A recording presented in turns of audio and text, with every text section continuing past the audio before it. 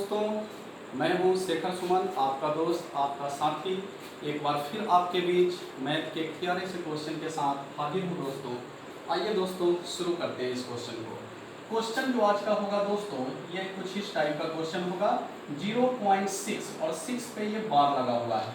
Actually दोस्तों ये जो बार होता है ना, ये इंडिकेट करता है, ये हमको इंडिकेट करता है कि ये जो 6 पे बार है, इसका मतलब है 6 बार बार रिपीट हो रहा है दोस्तों।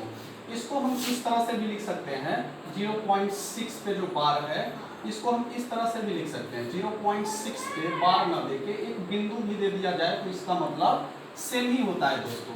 या फिर हम इसको इस तरह से भी लिख सकते हैं, 0.66666। इसका मतलब यही होता है दोस्तों कि 6 पे बार लगा हुआ है, मतलब कि ये 666 बार बार रिपीट होता जा रहा है दोस्तों। तो आइए दोस्तों इस क्वेश्चन को देखें। क्वेश्चन क्या है कि इतना को P/Q के रूप में लिखें।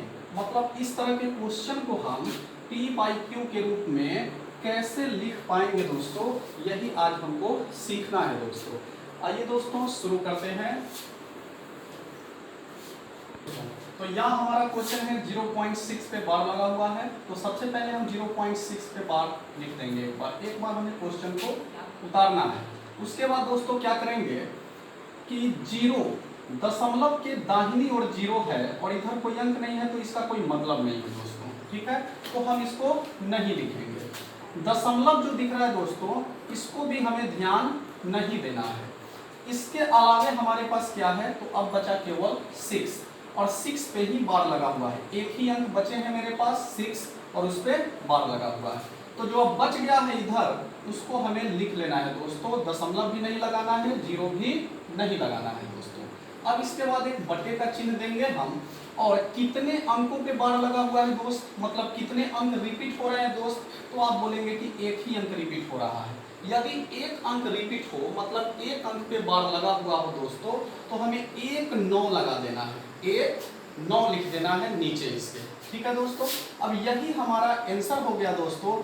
आप चाहें तो इसको यदि कटने वाला है तो काट के भी आंसर दे सकते हैं, जैसे ये कटेगा 3 दूनी 6 और 3 तिया 9। अब हमारा जो फाइनल आंसर हो गया दोस्तों, ये 2/3 ही इसका आंसर हो गया। मतलब 0.6 पे बार का P/Q फॉर्म में आंसर हुआ 2/3।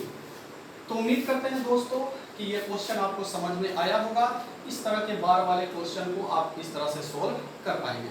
आइए दोस्तों एक और क्वेश्चन ले लेते हैं। अभी अभी हमने क्वेश्चन में देखा था कि 0.6 पे बार था, एक अंक रिपीट हो रहे थे। इस बार मैं ले लेता हूँ 0.12 और यहाँ पे मैं बार दोनों पे लगा देता हूँ। इसका मतलब है कि 1 2 1 2 1 2 बार बार रिपीट हो रहा है।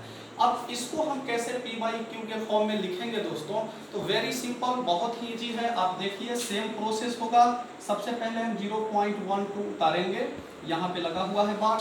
चलो, हमने आपको जैसा कि पहले बताया है कि इसको हमें 0 है तो इग्नोर करना है, दशमलव को भी हमें इग्नोर कर देना है। इसके बाद क्या बचे, 1 2 बचे, 1 2 यहाँ पे हम लिख लेंगे दोस्तों।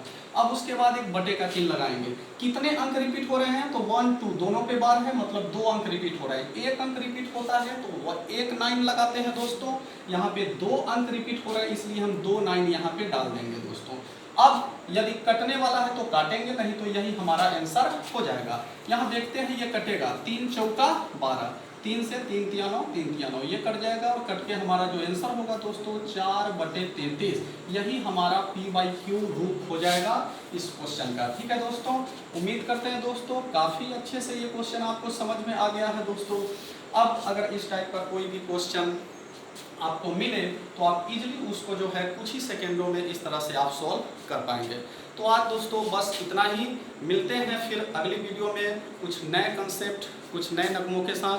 तब तक के लिए दोस्तों इजाज़त दीजिए।